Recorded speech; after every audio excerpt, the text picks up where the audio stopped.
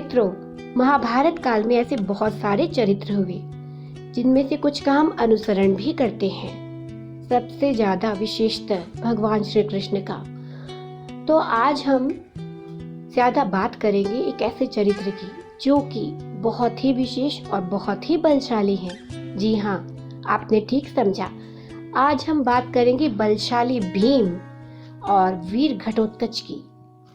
बलशाली भीम के बारे में ये कहा जाता है कि उनमें 100 हाथियों का बल था। तो महाभारत काल के समय की घटनाओं का यदि विश्लेषण किया जाए तो हमें पता चलता है कि हर घटना के घटित होने का कोई न कोई कारण अवश्य होता है। इसके कई उदाहरण मिल जाएंगे। ऐसा केवल मनुष्यों के साथ ही नहीं होता, बल्कि इस भूत और भविष्य की घटनाओं के संबंध से स्वयं ईश्वर तक अछूते नहीं। एक बार भगवान श्री हरि विष्णु ने हंसी ठिठोली करते हुए देवऋषि नारद का चेहरा वानर का बना दिया और इस कारण देवऋषि नारद ने क्रोध के वशीभूत होकर भगवान श्री हरि विष्णु को श्राप दे डाला कि वे भी जब मानव अवतार लेंगे तो जिस वानर रूप की उन्होंने हंसी उड़ाई है उन्हें इन्हीं वानरों की सहायता लेनी होगी।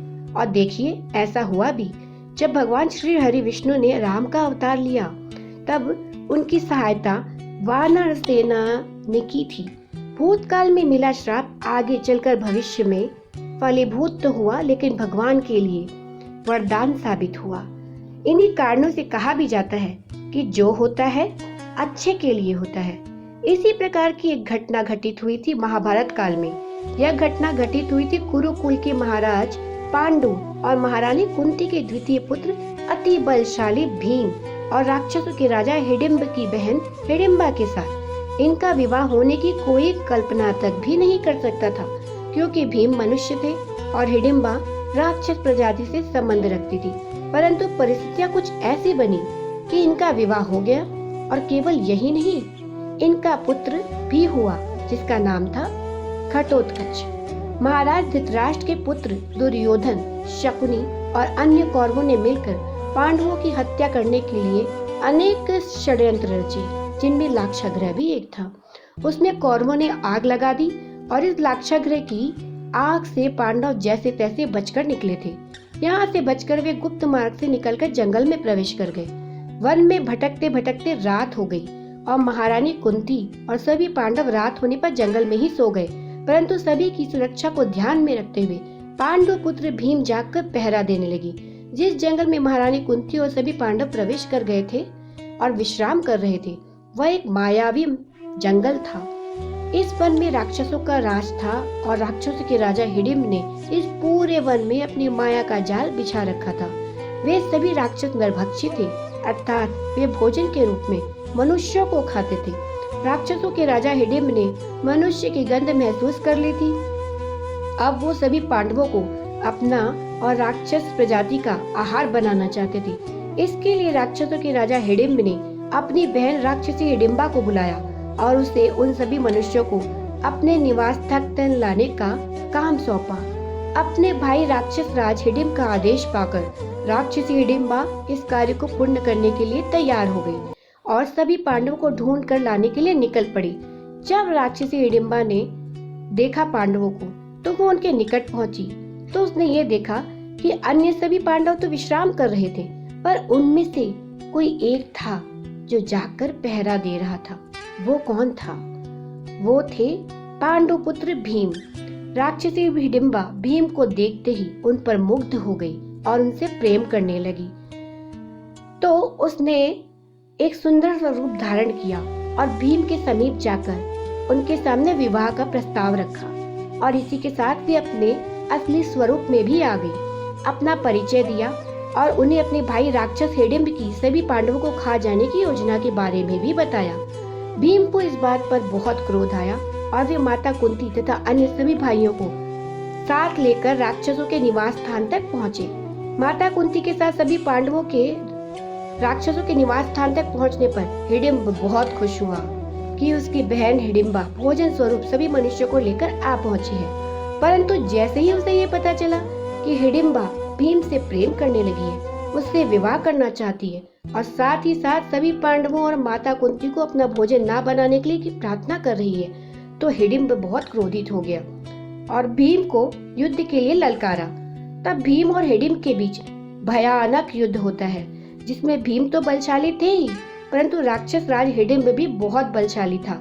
इस युद्ध में भीम द्वारा राक्षस राज की हार हुई और इस प्रकार उसका वध किया गया और भीम जो है वो विजयी घोषित हुए।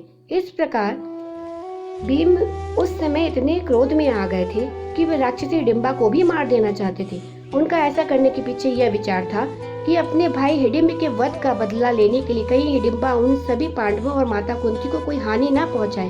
परंतु ज्येष्ठ पुत्र युधिष्ठिर के समझाने पर भीम का क्रोध शांत हुआ और उन्होंने राक्षसी हिडिंबा को छोड़ दिया। राक्षसों की परंपरा के अनुसार जो व्यक्ति राक्षसों के राजा को मारता है उसका विवाह उस राक्षस राज की बहन या बेटी से किया जाता है और वही व्यक्ति राक्षसों का राजा भी नियुक्त किया जाता है। ऐसी बात जब माता कुंती और पांडवों को बताई गई तो भीम और हिडिंबा के विवाह का प्रस्ताव रखा गया, तो माता कुंती और भीम ने इसे अस्वीकार कर दिया।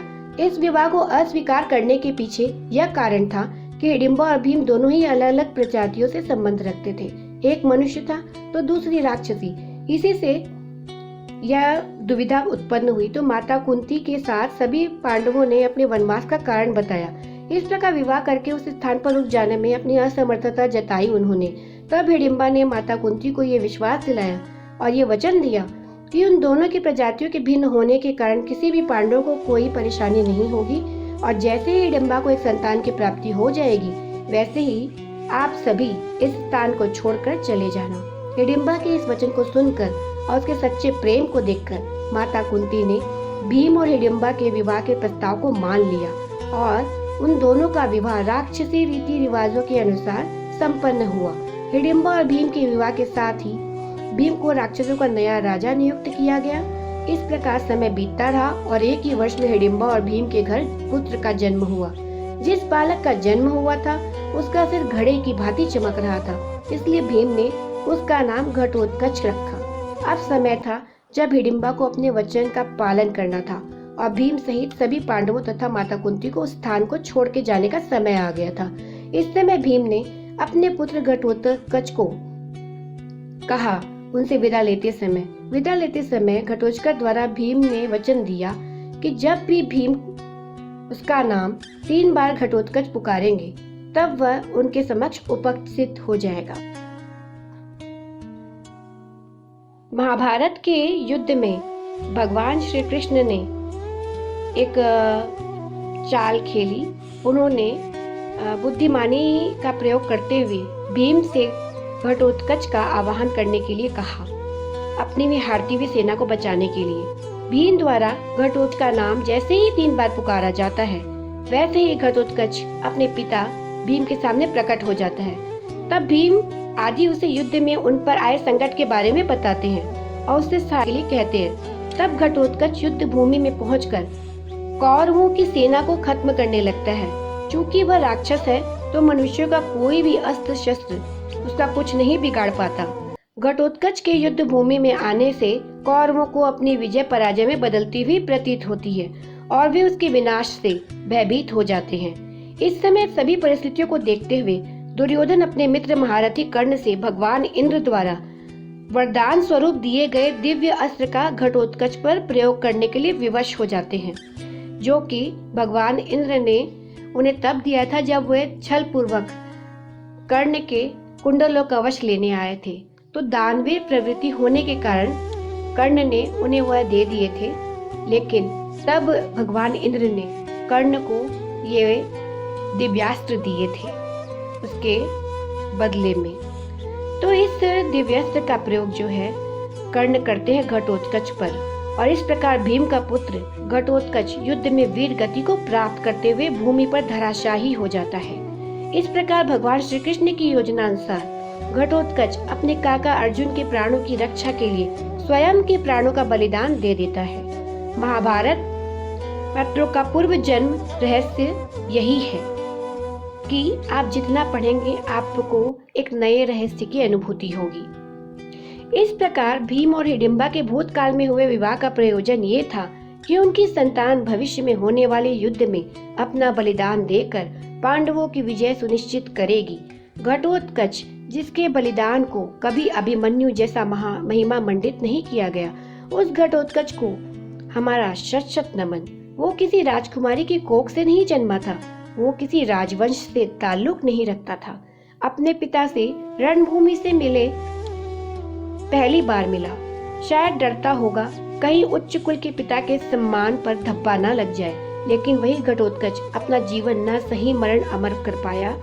पांडव पक्ष के महायोद्धा अर्जुन की और अपने पिता के भाई की मृत्यु अपने सर लेकर कौरव पक्ष में जो हाहाकार उसने मचाया, उतना कोई योद्धा नहीं कर पाया। और आखिर में कर्ण को अमोघ शक्ति उस पर छोड़नी पड़ी, लेकिन अपने अंत समय में भी अपना आकार बढ़ाकर ज्यादा से ज्यादा कौरव सेना को ले मरा घटोत्कच। सिर्फ पिता और कुल के सामने खुद को सिद्ध किया।